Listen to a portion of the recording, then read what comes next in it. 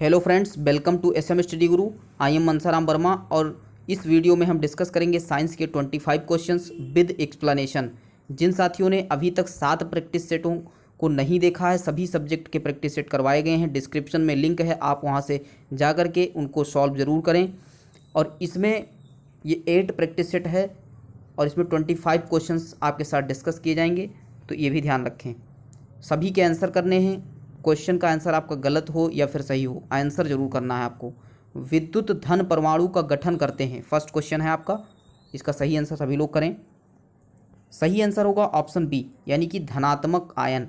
धनात्मक आयन विद्युत धन परमाणु इलेक्ट्रोपॉजिटिव आइटम्स, क्या कहते हैं, इलेक्ट्रोपॉजिटिव आइटम्स का गठन कौन करता है, धनात्मक आयन। पॉजिटिव जो भी होते हैं वही करते हैं। तो इसके बारे में और भी बात करें तो इसके एग्जाम्पल में देखें तो सोडियम और पोटेशियम ये बेस्ट एग्जाम्पल होंगे, क्योंकि सोडियम पे भी प्लस चार्ज होता है और पोटेशियम पर भी प्लस चार्ज होता है। नेक्स्ट प्रश्न की ओर बढ़ते हैं। प्रश्न है, कौन से जीव प्रत्यक्ष अथवा अप्रत्यक्ष रूप से अपने निर्वाह हेतु उत्पादकों पर निर्भर करते हैं। मोस्ट एक्सपेक्टेड क्वेश्चन है आपके एग्जामिनेशन के लिए और लोअर पीसीएस के लिए। जिन्होंने अभी तक करंट अफेयर कहीं से नहीं पढ़ी है, चैनल पर जा करके विजिट करें और वहाँ से करंट अफेयर के 2300 प्रश्नों को हल करवाया जा रहा है। वहाँ से रिवाइज भी करें और उनको लर्न भी कर लें।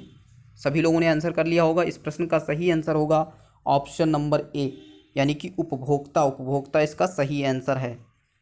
इसके एक्सप्लेनेशन की बात करें तो वे सभी पौधे जो प्रकाश संश्लेषण के द्वारा अपने भोजन का निर्माण स्वयं करते हैं उनको क्या कहते हैं, उत्पादक। उत्पादक कहते हैं। जबकि उपभोक्ता में आते हैं शाकाहारी, मांसाहारी और सर्वाहारी, सभी आ जाते हैं।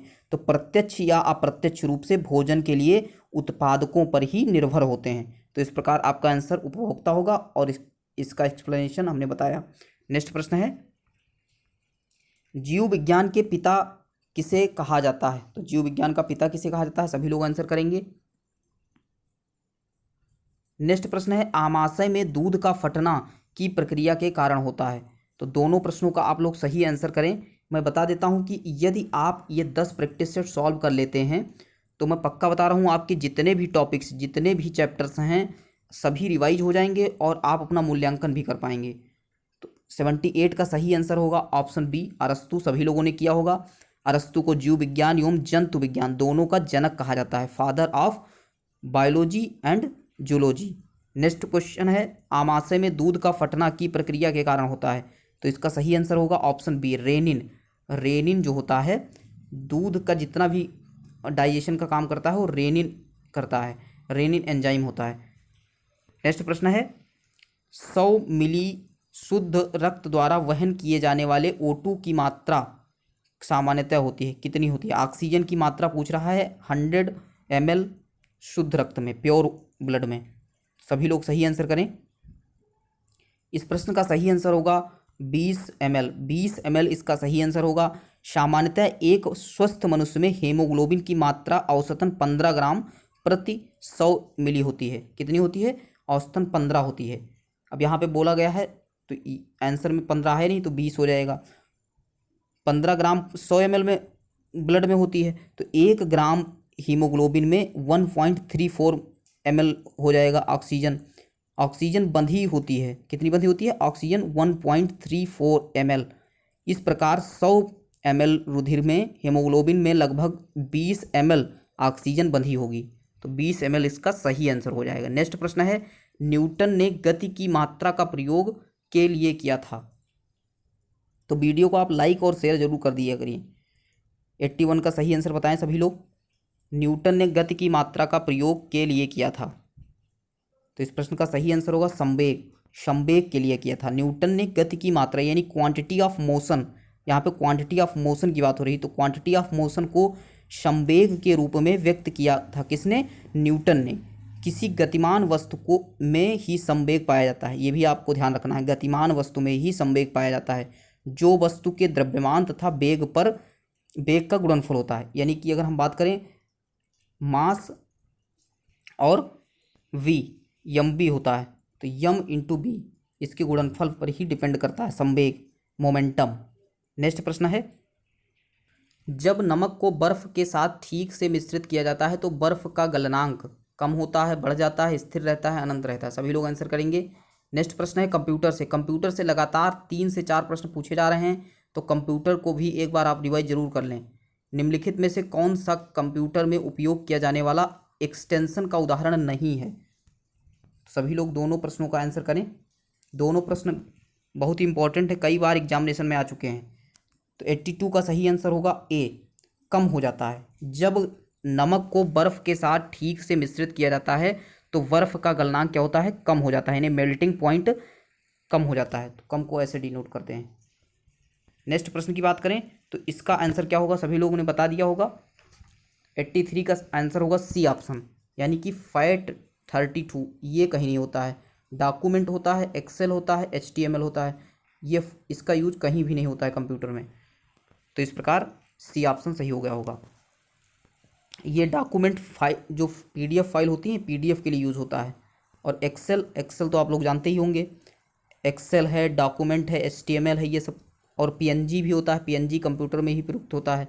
MP3 होता है। तो PNG और MP3 को भी ध्यान में रखना है। तो ये सब क्या होते हैं? एक्सटेंशन होते हैं। नेक्स्ट प्रश्न है धातुएं होती हैं। 84 का सभी लोग आंसर करें। और 85 है सफ़ेद फास्फोरस में संग्रहित किया जाता है। दोनों प्रश्नों के आंसर आप लोग कमेंट जल्दी जल्दी करें और वीडियो को लाइक करने में संकोच ना करें, क्योंकि आपके लिए हम लोग मेहनत करते हैं। तो आपका भी फ़र्ज बनता है कि आप वीडियो को लाइक किया करिए, शेयर करिए और ज़्यादा से ज़्यादा कमेंट करिए। 84 का सही आंसर होगा ए ऑप्शन। ए ऑप्शन बिल्कुल सही है। आघातवर्ध्य और तन्य धातुएं क्या होती हैं? आघातवर्ध्य और तन्य होती हैं। नेक्स्ट प्रश्न है सफ़ेद फास्फोरस किस में संग्रहित होता है? तो इसका सही आंसर होगा बी ऑप्शन, पानी में संग्रहित होता है सफ़ेद फास्फोरस। ये प्रश्न आपको ध्यान रखना है।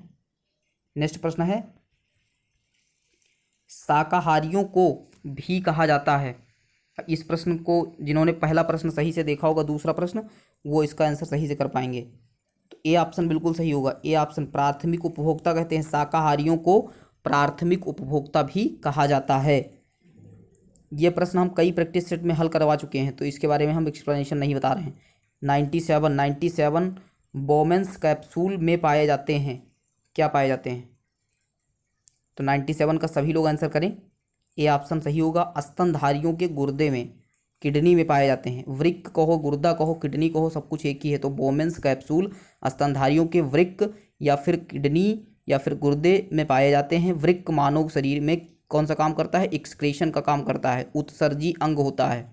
तो इसको भी ध्यान रखना है। नेक्स्ट प्रश्न है हवा की अधिकतम संभव मात्रा जिसे इंसान द्वारा सांस में लिया जा सकता है को कहा जाता है। क्या कहा जाता है? सभी लोग आंसर करें।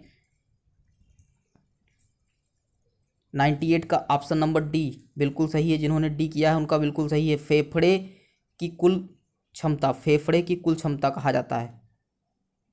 तो एक बार फिर से बता देता हूँ, हवा की अधिकतम संभव मात्रा जिसे इंसान द्वारा सांस में लिया जा सकता है उसको हम फेफड़े की कुल क्षमता कहते हैं, यानी कि टोटल लंग कैपेसिटी, LUNG।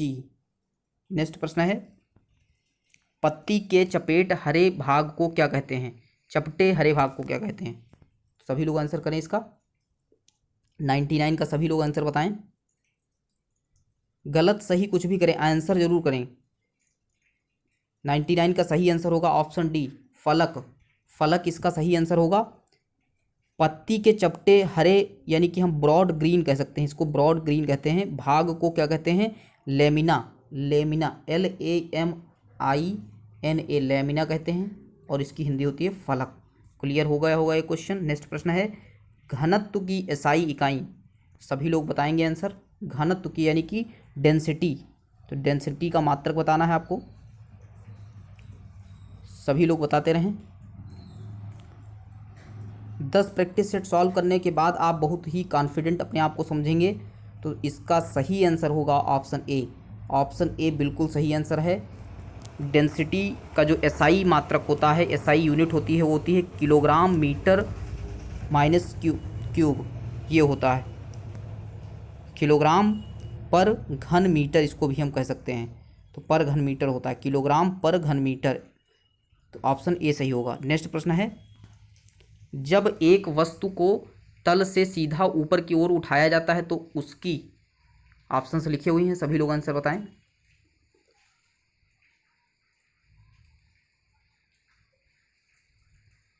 तो इसका सही आंसर होगा ऑप्शन बी, स्थितिज ऊर्जा बढ़ती है। जब एक वस्तु को तल से सीधा ऊपर की ओर उठाया जाता है तब उसकी स्थितिज ऊर्जा बढ़ जाती है, पोटेंशियल एनर्जी इंक्रीज होती है। तो इसको ध्यान रखना है। और पोटेंशियल एनर्जी का फार्मूला होता है mgh होता है। जी पृथ्वी का उस स्थान पर गुरुत्वीय त्वरण होता है। क्या होता है? गुरुत्वीय त्वरण होता है, जी, स्मॉल जी। नेक्स्ट प्रश्न है, इंटरनेट से कंप्यूटर मेमोरी में फाइलों को स्थानांतरित करने की प्रक्रिया क्या कहलाती है? तो इसका आंसर सभी लोग बताएं। 102 का सही आंसर सभी लोग बताएं। पूरे 25 क्वेश्चंस आपको सॉल्व करने हैं। तो इसका सही आंसर होगा डाउनलोडिंग। क्या कहते हैं? डाउनलोडिंग। कंप्यूटर से, इंटरनेट से कंप्यूटर मेमोरी में फाइलों को स्थानांतरित करने की प्रक्रिया डाउनलोडिंग कहलाती है। क्या कहलाती है? डाउनलोडिंग। नेक्स्ट प्रश्न है, निम्नलिखित में से कौन से समावयवीय हैं? तो इसका सही आंसर करें। और साथ ही साथ आप कमेंट करके बता दें कि कंप्यूटर के आपको मोस्ट एक्सपेक्टेड क्वेश्चंस का वीडियो अगर चाहिए तो आप कमेंट करके ज़रूर बताएं। आप तुरंत 1 घंटे में वीडियो को फैला दीजिए और सभी के कमेंट आने चाहिए। जिनको भी इंटरेस्ट है कंप्यूटर के वीडियो का तो वो ज़रूर कमेंट करें। 103 का आंसर करें। कौन से समावयवीय हैं? तो इसको बताना है। स्ट्रक्चरल आइसोमर्स इसको कहते हैं, आइसोमर्स कहते हैं।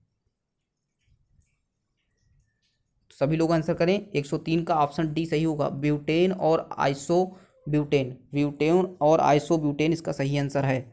इनके जो रासायनिक गुण होते हैं एक दूसरे से भिन्न होते हैं। ब्यूटेन में 4 कार्बन परमाणु एक सीधी श्रृंखला में बंधे होते हैं, जबकि आइसोब्यूटेन की बात करें तो आइसोब्यूटेन की संरचना जो होती है वो ब्रांच्ड होती है। ब्रांच्ड का मतलब शाखा युक्त होती है। तो ये भी ध्यान रखें। नेक्स्ट प्रश्न है, इलेक्ट्रॉनों को खोने वाला पदार्थ कहलाता है? तो इसका आंसर सभी लोगों ने कर लिया होगा, अपचायक। अपचायक कारक इसका सही आंसर है ऑप्शन बी। इलेक्ट्रॉनों को खोने वाला पदार्थ क्या कहलाता है? अपचायक कारक। अपचायक कारक का मतलब रिड्यूसिंग एजेंट। लिख देता हूँ, रिड्यूसिंग एजेंट इसका ये लिखा हुआ है, रिड्यूसिंग एजेंट कहलाता है। नेक्स्ट प्रश्न है, खाद वेब संयोजन एक दूसरे पर निर्भर एक प्रणाली है। 105 और 106 निम्नलिखित में से कौन सा सही नहीं है? तो दोनों के आंसर आप लोग कमेंट करिए। जो साथी आंसर नहीं कर रहे हैं तो आंसर ना करें, लेकिन वीडियो को पूरा ज़रूर देखें। पूरा वीडियो जब आप देखेंगे तो आपके 25 क्वेश्चंस तो तैयार होंगे, साथ में जो एक्सप्लेनेशन है वहाँ से भी क्वेश्चन बनेंगे डेफिनेटली। तो 105 और 6 का आंसर करें। बी ऑप्शन सही है, श्रृंखला खाद श्रृंखलाएँ, जिनका भी बी आ रहा है वो बिल्कुल सही जा रहे हैं। खाद वेब संयोजन तथा एक दूसरे पर निर्भरता एक प्रणाली है। कौन सी प्रणाली है? खाद श्रृंखलाओं की एक प्रणाली है। नेक्स्ट प्रश्न है, 106 निम्नलिखित में से कौन सा सुमेलित नहीं है? तो इसका सही आंसर होगा ऑप्शन सी, पेंसिलिन। पेंसिलिन एफ वेंटिंग बिल्कुल गलत लिखा हुआ है। E Torricelli, barometer, neutron, James Chadwick, revolver, Samuel Colts. अगर हम पेंसिलिन की बात करें तो पेंसिलिन एक एंटीबायोटिक है जिसकी खोज अलेक्जेंडर फ्लेमिंग ने की है। यह एक एंटीबायोटिक है, ये भी ध्यान रखना है। नेक्स्ट प्रश्न है, ऊर्जा ज़रूरतों का 70% द्वारा पूरा किया जाना चाहिए। और नेक्स्ट प्रश्न है, जठरीय पाचन प्रभाव ढंग से होता है। तो दोनों के सही आंसर करिए। जिनको नहीं पता है जठरीय पाचन, तो हम बता देते हैं गैस्ट्रिक डाइजेशन। क्या होता है? Gastric digestion. अब सभी लोग आंसर करें। 107 का सही आंसर होगा ऑप्शन डी, कार्बोहाइड्रेट्स। कार्बोहाइड्रेट्स सही है। ऊर्जा ज़रूरतों का 70% जो है कार्बोहाइड्रेट्स के द्वारा पूरा किया जाता है। नेक्स्ट का, जठरीय पाचन प्रभावी ढंग से होता है। तो इसका सही आंसर होगा ए ऑप्शन, अम्लीय होता है, अम्लीय माध्यम में होता है। यानी कि गैस्ट्रिक डाइजेशन की क्रिया जो होती है उसके दौरान जो आमाशय होता है, आमाशय में पेप्सिन योम हाइड्रोक्लोरिक एसिड का जो है प्रेजेंटेशन होता है, उपस्थिति होती है। प्रोटीन आदि के पाचन हेतु एक प्रभावी माध्यम बनाती है। पेप्सिन एंजाइम जो होता है क्रिया में HCl की उपस्थिति बढ़ जाती है। जो पेप्सिन एंजाइम की क्रिया अम्ल HCl जो होता है उसकी उपस्थिति बढ़ जाती है, अतः गैस्ट्रिक पाचन अम्ल HCl की उपस्थिति के कारण प्रभावी ढंग से होता है। तो इस प्रकार आपको ये क्लियर हो चुका होगा क्वेश्चन। नेक्स्ट प्रश्न है, RH फैक्टर नाम एक की जाति पर रखा गया है। अच्छा प्रश्न है, सभी लोग आंसर बताते रहें, पूरी जानकारी इसके बारे में देने वाले हैं हम। तो RH फैक्टर का सही आंसर होगा ऑप्शन बी, बंदर, रीसस बंदर। रीसस बंदर हो था जो है उसका ब्लड टेस्ट किया गया, वहाँ से हमको पता चला कि जो RH फैक्टर होता है ऐसा भी कुछ होता है। तो इसको किसने किया, तो कार्ल लैंड स्टीनर लिख देता हूँ, तो ये हो जाएगा, ये हैं वैज्ञानिक जिन्होंने इसको डिस्कवर किया।